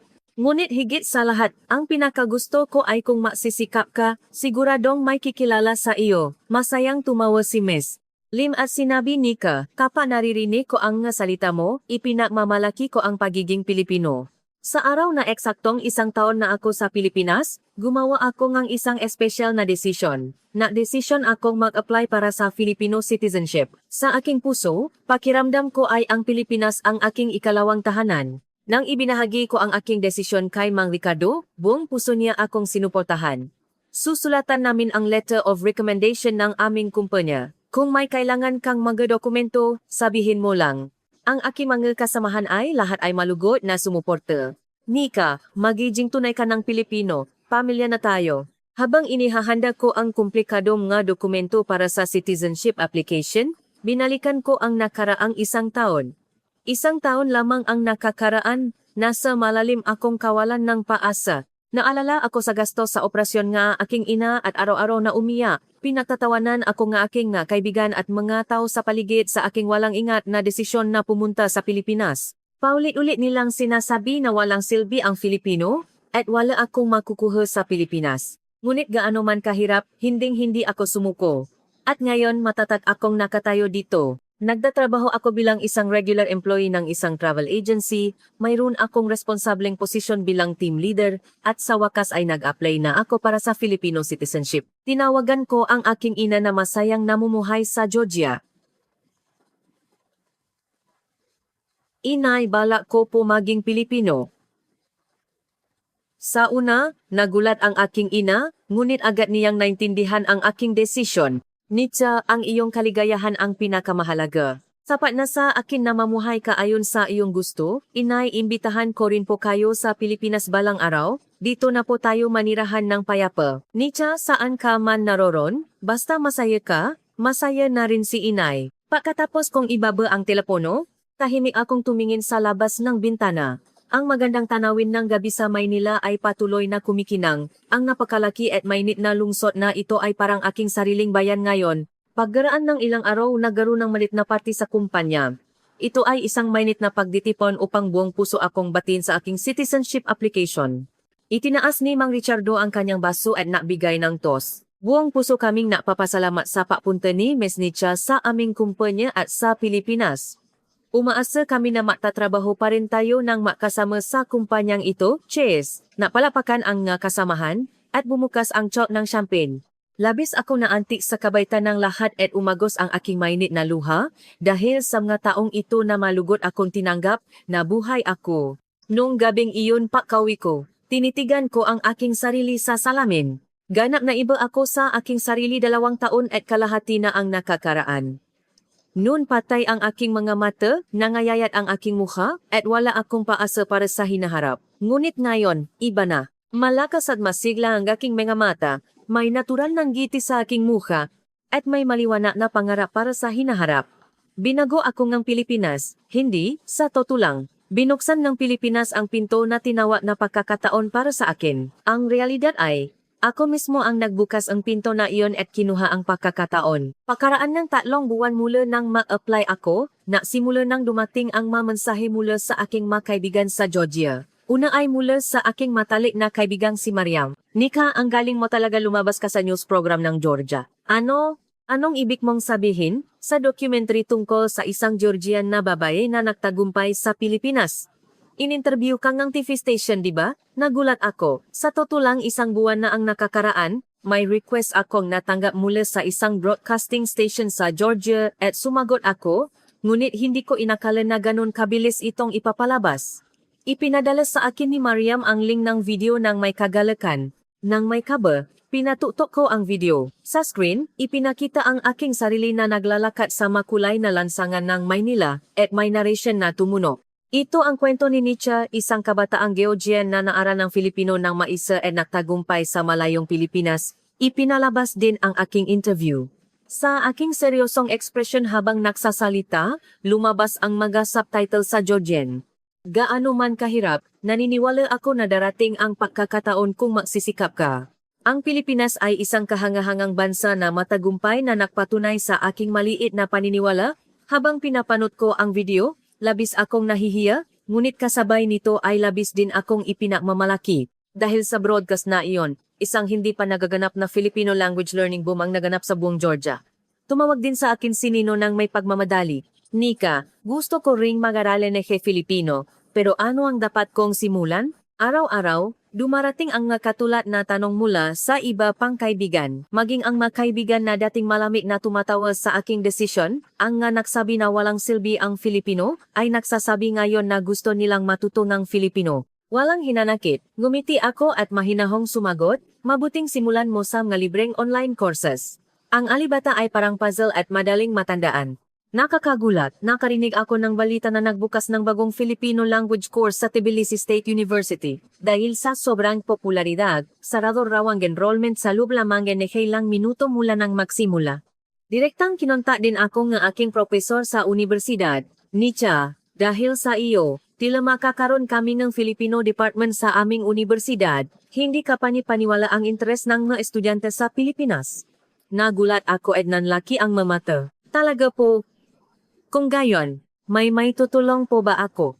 Kung makakonekta mo kami sa mga universidad at institusyong pang-edukasyon sa Pilipinas, gusto naming gumawa ang exchange program. Agad akong kumonsulta kay Mang Ricardo at sa tulong niya, nakaroon kami ng pakikipagtulungan sa ilang universidad sa Pilipinas. Sa panahong iyon, nakakagulat, maging ang pamahalaan ng Georgia ay nagsimula ng gumawa ng seryosong hakbang. Upang higit pang palakasin ang kooperasyong pang-ekonomiya sa Pilipinas, nagpadala sila ng malaking trade delegation sa Pilipinas. Nang malaman nilang ako ay isang mahusay na interpreter na galing sa Georgia, paminsan-minsan ay dumarating ang request mula sa pamahalaan para sa akin bilang isang interpreter guide. Agad akong sumagot ng o.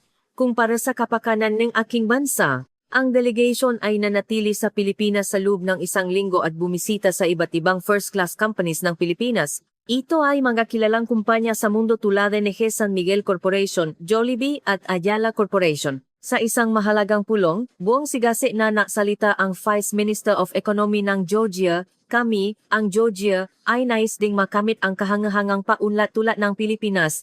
Nais naming matuto ng marami mula sa mataas na teknolohiya at karanasan ng Pilipinas. Ang kinatawan ng mga kumpanya ng Pilipinas ay napakita rin ng napakapositibo at magiliw na reaksyon. Ang Georgia ay may napakahalagang posisyon sa geopolitika. Naniniwala kami na may maraming larangan kung saan maaari tayong matulungan sa hinaharap. Habang na-interpret ako sa pagitan nila, naramdaman ko ang paginit ng aking dibdib at pinigilan ang aking luha na umagos. Talagang nakakanti na makita ang aking minamahal na bayan, ang Georgia, at ang aking ikalawang bayan, ang Pilipinas, na natutulungan.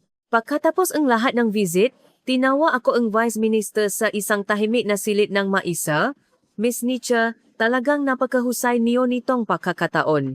Ang interpretation ay perpekto at mahusay din ninyong pinanggasiwan ang mood ng pagbupulong. Maraming salamat po Ginong Vice Minister. Miss Nicha, ang Georgia ngayon ay lubos na nangangailangan ng mahuhusay na tao tulad mo. Ano sa tingin mo? Wala ka bang balak bumalik sa Georgia? Makapabibigay kami sa iyo ng napakagandang posisyon sa pamahalaan. Direktang tiningnan ko ang mata ng Vice Minister at tahimik na umiling. Lubos po akong nagpapasalamat sa inyong alok, ngunit ang Pilipinas ay ang aking mahalagang tahanan na. Ngunit kung mayroong anumang bagay na magagawa ko para sa Georgia habang nasa Pilipinas ako, malugot po akong maglilingkod sa aking bansa. Pagkatapos nun, nasimula akong gumanak bilang isang malakas at makapal na tulay sa pagitan ng Pilipinas at Georgia. Kapag isinasaalang-alang ng kumpanya ng Pilipinas ang pamumuhunan sa Georgia, bukas palat akong nabibigay ng proporsyonal na payo. At kapag nagnanais ang mga mahuhusay na kabataan ng Georgia na maaral at magtrabaho sa Pilipinas, buong lakas ko silang sinusuportahan. 1 o 2 beses sa isang buwan, nagbibigay ako ng mga espesyal na lektura online para sa mga passionate students ng Georgia. Ang tema ay palaging kung ano ang kinakailangan upang magtagumpay sa Pilipinas. Sa mga lektura na iyon palagi akong buong sigasik at lakas na nagsasalita sa kanila. Siyempre, napakahalaga ng kaalaman sa Filipino, ngunit mas mahalaga kaysa ron ay ang iyong salobin sa trabaho. Kung mayroon kang katapatan, responsibilidad, at nagliliyap na pagnanais, siguradong malugot kang tatanggapin ng bansang Pilipinas. Ang nasyonalidad o pinagmulan ay hindi kailanman magiging malaking hadlang. Ang pinakamahalaga ay kung gaano kayo kaseryoso sa inyong pagsisikap. Ang mga estudyante ay taimtim na nakinig sa aking masalita at masipak na nagsulat ng matala. Pagkatapos ng lektura, laging nakakaroon ng sunod-sunod na tanong. Paano po kayo naging ganun kabilis magsalita ng Filipino? Talaga po bang pantay-pantay ang pagbibigay nga pakakataon ng mga kumpanya nga Pilipinas sa mga dayuhan? Ano po ang pinakamahirap na naranasan niyo sa buhay sa Pilipinas? Sinagot ko ang bawat tanong, isinasama ang aking sariling karanasan, ng buong puso at paggalang. Ang aking ina rin ay naging kilala sa kanyang lokal na komunidad sa Georgia. Kapag nakikita siyang nga kapitbahay sa bayan, lahat sila ay nagtatanong ng may interest, paano mo raw pinalaki si Nietzsche na ganun kahusay? Ano raw ang sikreto ng kanyang tagumpay? Ikinuwento sa akin ng aking ina ang kwento sa telepono, nahihiya at tumatawa, wala naman akong ginawang kakaiba. Ikaw lang ang nagtrabaho ng mag-isa at naging mahusay, di ba? Hindi po, inay. Palagi niyo po akong pinaniwalaan ng buong puso sa lahat ng oras, di ba? Ang walang kondisyong tiwala na iyon ang pinakamalaking lakas ko. Nang halos 1 taon at kalahati na ako sa Pilipinas, isang hindi kapani-paniwalang pangyayari ang naganap. Nakatanggap ako ng formal na imbitasyon mula sa Pangulong Georgia. Ang ilalaman nito ay isang espesyal na pakilala bilang isang kabataang nagbigay ng dangal sa Georgia. Hindi ako makapaniwala sa aking nakita at paulit-ulit kong binasa ang imbitasyon. Nagala si Mang Ricardo na parang sa kanya ang nangyari at sinabi, Miss Andy Kena, Nika ikaw na ang ipinamamalaki ng Georgia. Huwag kang mag-atubili. Buong pagmamalaki mong puntahan. Binigyan ako ng 1 linggong espesyal na bakasyon, at matagal na akong hindi nakauwi sa aking bayan, ang Georgia. Nang dumating ako sa airport ng Tbilisi, maraming tao ang naghihintay sa akin sa arrival lobby.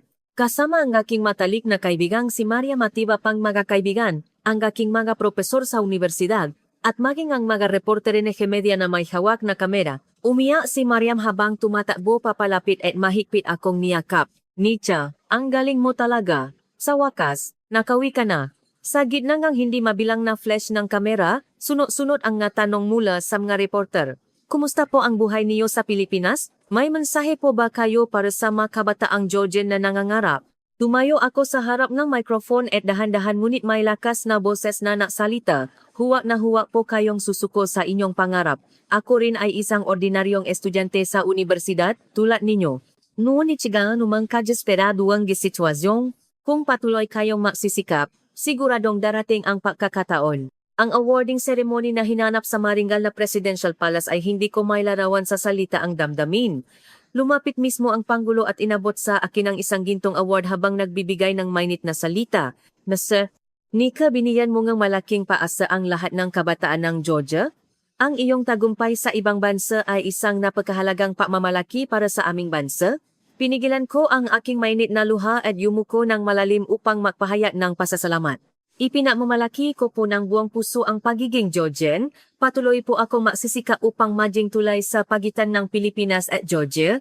Pagkatapos ng nakakaanti na awarding ceremony, sa wakas ay muli kong nakasama ang aking minamahal na ina. Wala ng bakas ng sakit ang aking ina, at ganap na siyang gumaling. Bumali ang kanyang sigla sa mukha at malugot niya. Akong sinalubong ng may malaking ngiti. Tumalon ako sa dibdib ng aking ina at niyakap siya ng mahigpit na parang bata. Inay, miss na miss po kita. Nietzsche, miss na miss din kita. Ikaw ang ipinakmamalaki namin. Makasama kami umuwi sa aming pamilya na bahay at kumain ng tradisyonal na lutuin ng Georgia.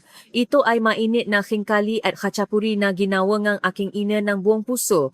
Gusto ko rin ang masarap at magandang lutuin ng Pilipinas, ngunit ang lutuin ng aking ina ay ang pinakamasarap na pagkain sa buong mundo. Pagkaraan ng halos 1 buwan simula nang matanggap ko ang citizenship certificate at formal na makakuha ng Filipino citizenship. Si Ms. Andrea Lim, ang aking kasamahan sa kumpanya at matalik na kaibigan, ay palihim akong tinawa ng may medyo seryosong ekspresyon sa oras ng tanghalian. Nika, may mahalaga akong sasabihin sa iyo. Medyo nagtaka ko at nagtanong bakit, Andrea.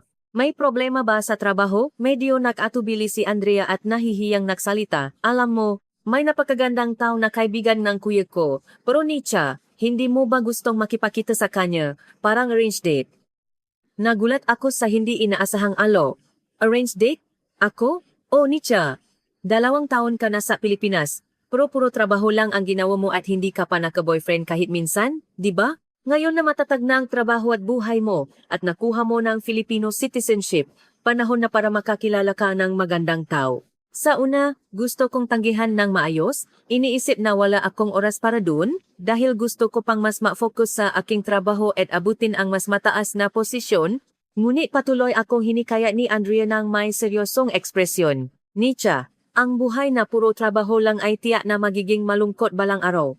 Sa buhay, kailangan mo rin ng oras kasama ang minamahal mo, tulad ng trabaho. Ang kaibigan ng kuya ko ay talagang tapat, mabait, at ang pinakamagaling na lalaki. 35 taong gulang siya, isang arkitek, seryoso, at maalalahanin sa lahat. Sa labis na seryosong tingin at may init na salita ni Andrea, sa huli ay pumaya akong makipakita sa kanya ng isang beses. Sa totoo lang mayroon akong maliit na kalungkutan na hindi ko maitago sa kaibuturan ng aking puso. Sa kabila ngang lahat ng tagumpay at narating ko sa Pilipinas, ang katotohanang wala akong partner na makakasama sa aking kagalakan at kalungkutan ay paminsan-minsan ay nagpaparamdam sa akin ng lamig, parang hangin na walang laman. Sa wakas, napagdesisyonan ang petsa NG Arranged Meeting. Sabado NG Hapon, alas 3, sa isang cafe sa Bonifacio Global City na may kalmado at masarap na ambiyanse. Maaga pa noong umagang iyon, ilang oras akong naisip sa harap ng aking closet. Anong damit kaya ang dapat kong isuot? Ang make-up ba ay hindi masyadong matingkat at hindi rin masyadong maputla? Paano kaya ako makapagbibigay ang magandang impresyon? Sa sobrang paiisip, hindi ko na napigilan at tinawagan ko si Andrea upang humingi ng payo. Andrea, ano kaya ang dapat kong isuot? Masayang tumawa si Andrea sa telepono at sumagot, ayos lang. Suotin mo lang ang paborito mong eleganteng dress na komportable. Mas natural at maganda kung hindi masyadong formal. Sinunod ko ang sinabi ni Andre at pinili ang aking paboritong beige dress. Ito ay isang damit na nabibigay ng malinis at babay na malumanay na pakiramdam. Nakarating ako sa cafe 15 minuto bago ang itinakdang oras dahil sa kaba. Bilis ang tibok ngang aking puso at paulit-ulit kong hinawakan ang aking panyo gamit ang nanginginig kong nga kamay. Nun, dahan-dahang bumukas ang mabigat na pinto ng cafe at isang lalaki ang pumasok. May taas siyang humigit kumulang 180 cm, may magandang tindi, at may malinis at maayos na impresyon. Ang kanyang matalinong salamin ay bagay na bagay sa kanyang tapat na mukha. Tumingin sa paligid ang lalaki at pagkatapos ay nakatingin kami. Sa sandaling iyon, malakas na tumibok ang aking puso na parang tunongong kampana. Naglakad papalapit sa akin ang lalaki ng may kalmadong ngiti. Ikaw po ba si Miss Nika? Ah, opo. Hello po. Ako po si Renzo Garcia. Isang karangalan po na makita ko kayo. Ang kamay niya na inabot sa akin ay malaki at napakainit. Umupo kami ng makaharap at, pagkatapos mag-order ng kape, dahan-dahan kaming nagsimulang mag-usap. Si Renzo ay mas tahimik kaysa sa aking inakala. Mas gusto niyang makinig ng may kalmadong ngiti habang ako ang nagsasalita. Narinig ko po kay Andrea na galing po kayo sa Georgia. Opo, tama po. 2 taon na po ako sa Pilipinas. Ang galing at natural po ang inyong Filipino. Hindi ko po talaga napansin na dayuhan kayo. Medyo nahihiya akong tumango at sumagot, salamat po. Masipa po akong naaral bago pa ako dumating sa Pilipinas. Nagtanong si Renzo ng may seryosong tingin at malalim na interes, kumusta po ang buhay niyo sa Pilipinas? Iba po ang kultura. Kaya siguro po nahirapan kayong umangkop sa simula. Dahan-dahan kong sinimulang ibahagi sa kanya ang kwento ng aking buhay. Ang desisyon kong pumunta sa Pilipinas sa gitna ng kawalan ng paasa dahil sa malubang sakit ng aking minamahal na ina, ang nga araw na nagtrabaho ako ng masipa bilang isang tour guide ng walang alam, at ngayon, bilang isang department head na may responsibilidad at Nanjing Pilipino na. Nakikinig si Renzo ng walang patit sa aking kwento, taimtim na tumatango. Nang matapos ang aking mahabang kwento, tahimik siyang tumigil sandali at dahan-dahang nagsalita. Talagang hindi ko may larawan kung gaano kaganda ang kwento niyo. Sa ganitong sitwasyon, hindi ko alam kung makakaya ko bang magkaroon ng ganong kalaking tapang. Hindi po, wala na po akong ibang papipilian. Hindi. Sa tingin ko, ang papili ng landas kapag wala ng papipilian ang tunay na napapakita ng tunay na pagkatao ng isang tao. Miss Nicha, talagang matatak at matapang po kayo. Sa sandaling narinig ko ang mainit na salitang iyon, uminit ang kaibuturan ng aking puso at halos umagos ang aking luha. Pakiramdam ko, sa wakas ay mayroong taus-puso at tapat na kumilala sa aking maisang pagsisikap na pinaglaban ko ng maisa. Talagang napakasaya ko. Ngayon, ako naman ang nagtanong tungkol kay Renzo. Anong klaseng trabaho po ang ginagawa niyo, Renzo? Nagtatrabaho po ako bilang arkitek. Pangunahin po, nagde-design ako ng nga espasyo kung saan nakatira ang nga tao. Ang layunin ko po ay makagawa nga mabahay kung saan ang nga nakatira ay magiging comfortable at ligtas araw-araw. Wow, napakaganda at pangarap po ngang trabaho niyo. Hindi po, hindi po ito ganun kalaking trabaho tulad ng pagiging tulay sa pagitan ng mga bansa tulad niyo, Miss Nietzsche. Medyo nahihiyang tumawa si Renzo at sinabi ng naniningning ang nga mata na parang bata, sa totoo lang, mula papakabata, pangarap ko na ang matayo ng bahay gamit ang aking sariling nga kamay. Gumagawa ako nga maliliit na bahay gamit ang Lego blocks at mga modelo nga matataas na gusali gamit ang cardboard. Kahit matanda na ako ngayon, parang nabubuhay pa rin ako sa pagpapatuloy ng pangarap kong iyon. Napakabilis ng 2 oras, habang nakikipausap ako sa kanya, napaka-relax ko, parang matagal na kaming makaibigan. Hinding-hindi niya pinutol ang aking kwento at nakinig siya hanggang sa huli, at sa tamang pagkakataon ay sumasagot siya upang mas madali akong makapagsalita. Higit sa lahat, ang kanyang na mata na nakatingin sa akin ay napakalinis at tapat. Naramdaman ko na siya ay isang tao may tunay na malinis na puso, na walang kasinungalingan o papapanggap. Nang medyo lumabas ang dilim at papalapit na ang oras ng kanyang pag-alis, mahinhin siyang natanong, Miss Nietzsche, kung ayos lang po sa inyo, maari po ba tayong makita muli sa susunod? Walang pag-alinlangan, sumagot ako ng may malaking ngiti. Opo, siyempre po, gusto ko rin po kayong makita. Mula sa araw na iyon, madalas na kaming nakikita, 2 o 3 beses sa isang linggo, pagkatapos ang trabaho, nakikita kami at nakakasama kaming kumain ng hapunan o nanonood ng sign. Si Renzo ay isang taong palaging tumutupad sa oras at nagpapahalaga sa mga pangako. Sa mga araw na matatapos ang trabaho ko ng gabi, pinupuntahan niya pa ako sa harap ng building ng kumpanya. Napagod po kayo ngayong araw. Gabi na po, kaya kumain tayo ang medyo magaan at madaling matunaw. Ang kanyang maliliit at mabait na paalaga ay dahan-dahang nagpainit sa aking malamig na puso. Pakaraan ng 1 buwan mula nang magsimula kaming makita, nahanda siya ng isang napaka-espesyal na dat. Umakyat kami sa Manila Tower sa gabi. Ang tanawin ng gabi sa Maynila mula sa observation deck ay napakaganda at romantiko. Ang hindi mabilang na ilaw na kulay kahel ay kumikinang na parang mga bituin na bumaksa sa lupa. Hinawakan ni Renzo ang aking malamig ngunit matata na kamay ay sinabi, Miss Nietzsche, sa tingin ko, ikaw ang pinaka-espesyal at pinakamahalagang tao sa buong mundo. Ako rin po, Renzo. Mula pa noong una tayong nagkita sa cafe na iyon, gano'n na po ang pakiramdam ko. Ah, siya pala. Siya ang taong hinahanap ko. Ang aking dibdib ay malakas na tumibo na parang tunong ang pana. Miss Nika, maaari po ba kayong maging girlfriend ko? Sa sobrang saya, umagos ang aking luha at naging ginig ang boses na tumango ako. Opo, malugot ko pong tinatanggap. Simula nang maging magkasintahan kami, mas lalo kaming nakaisa. Hindi inalintanan ni Renzo ang aking nakaraang kahirapan o ang katotohanang ako ay dayuhan. Sa halip, lubos niyang iginagalang ang landas na aking nilakat. Walang ibang taong kasing lakas mo, Nika, na hindi sumuko sa kabilang ang pagsubok. Lubos akong humahanga sa iyo bilang isang kahangahangang babae kapag naisip ko ang nga araw na naisa kang natiis. Naalala ko pa ng malinaw ang araw na bumisita ako sa mamagulang ni Renzo. Sa una labis akong kinabahan na halos lumabas ang aking puso. Tatanggapin kaya nila ako ng malugot bilang manugang na dayuhan? Hindi ako nakatulog sa gabi dahil sa pangamba. Ngunit nang buksan ng ina ni Renzo ang pinto, agad niya ako niyakap ng may pagmamahal. Ay, ang aming manugang ay napakaganda, napakahusay pa Filipino, talagang kahanga-hanga ka.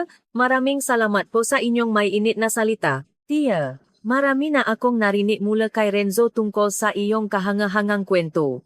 Talagang isang responsibleng anak, ang galing mo.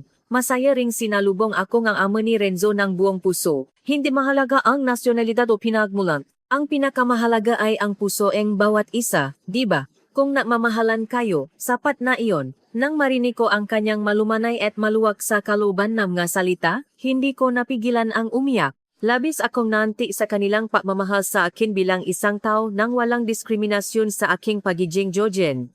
Sa hapunan, hinawakan ng tiya ang aking kamay at mahinahong natanong ni Tia na sa Georgia pa ba ang iyong magulang?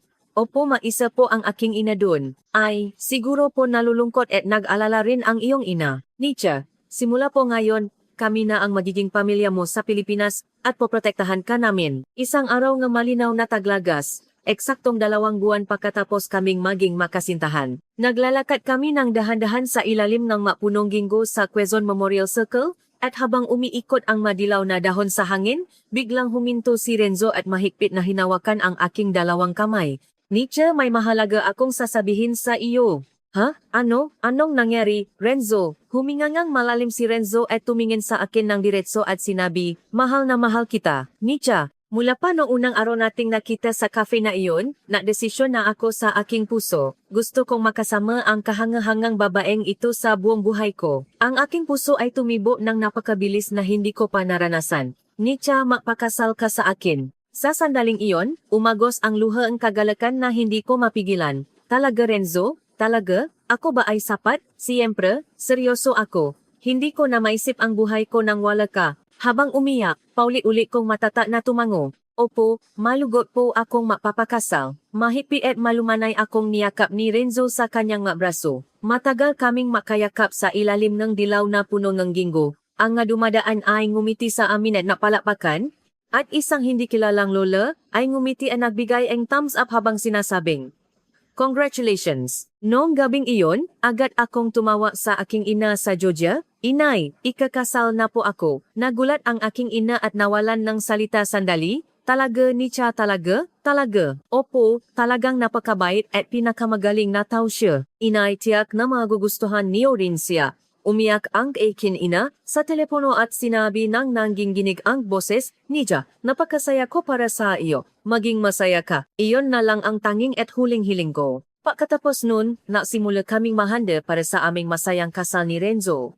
Nahanap kami ng isang magandang wedding venue, gumawa ng invitation card ng buong puso, at nahanap ng aming bagong tahanan. Sa lahat na maliliit na bagay, palaging inuna ni Renzo ang aking opinion at iginagalang ito. Nietzsche, gawin natin kung ano ang gusto mo, ang pinakagusto mong paraan. Ito ang ating kasal, na isang beses lang sa ating buhay. Araw-araw ay parang panaginip sa akin. Hindi ako makapaniwala kung karapat-dapat ba ako sa ganoong kalalim na pagmamahal, ngunit inaalagaan niya ako na parang isang prinsesa. Isang buwan bago ang kasal, sa wakas ay dumating ang aking ina sa Pilipinas. Sa buong buhay ko, ngayon lang ako nakasakay sa eroplano, kaya talagang kinabahan ako. Nang makita ko ang aking ina na lumabas sa arrival gate ng airport na nagsasabi niyan, tumakbo ako at niyakap siya. Inay, ay Nietzsche, ang aking mahal na anak. Wala nang bakas ng kahinaan ang aking ina na may sakit at ganap na siyang gumaling. Puno ang kanyang muhangang masayang ngiti at talagang muha siyang malusot. Sinundo rin kami ni Renzo sa airport at yumuko ng malalim upang bumati sa aking ina. Hello po tiya. Ako po si Renzo Garcia. Nang makita nga aking ina ang mukha ni Renzo, agad siyang sumikat at masayang tumawa na parang isang bulala. Ay, ang aking manugang ay napakakisik at mukhang mabait. Labis na nasiyahan ang aking ina sa kanyang 2 linggong pananatili sa Pilipinas na parang isang dalaga. Idinala ko siya sa magagandang lugar sa Maynila at pinakain ng maraming masarap na lutuing Filipino. Sa isang hotel mahinang-hinawakan ng aking ina ang aking kamay at tahimik na sinabi, Nietzsche, napakasaya ko ngayon. Hindi ko akalain na makakakilala ka ng ganong kahusay na tao at maninirahan ka ng masaya sa ganong kagandang bansa. Lahat po ito ay dahil sa inyo, inay, dahil pinaniwalaan niyo po ako, hindi Nietzsche, ikaw ang naglakas loob. Sa ganoong kabata at wala kang anuman hindi madali ang desisyon na pumunta sa Pilipinas. Dahil po naghihirap kayo sa malubhang sakit, nagawa ko po ang anumang bagay para tulungan kayo. Lumuluha ang mga mata ng aking ina at mahigpit niya akong niyakap ng matagal. At sa wakas, dumating na ang pinakahihintay na araw ng kasal.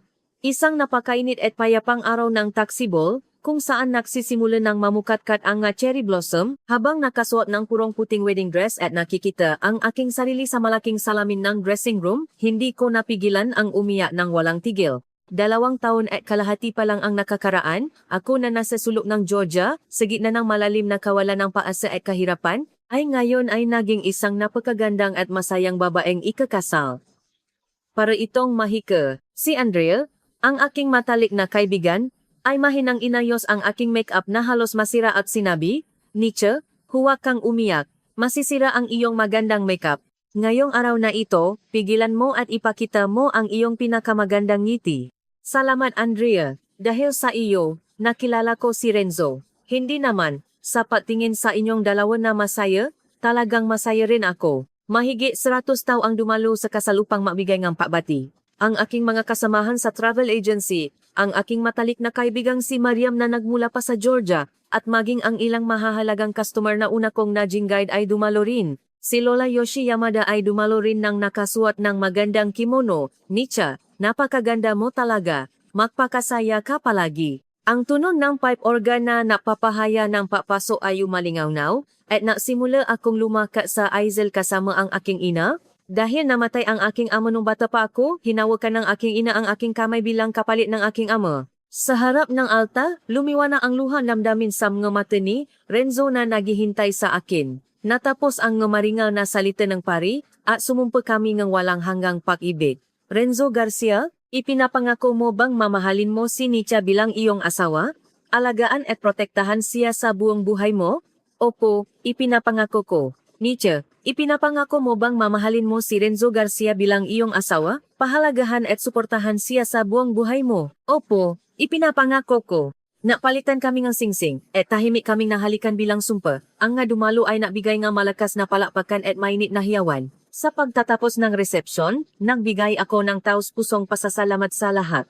Sa inyong lahat na dumalo sa kahangahangang okasyong ito, taus-puso po akong nagpapasalamat.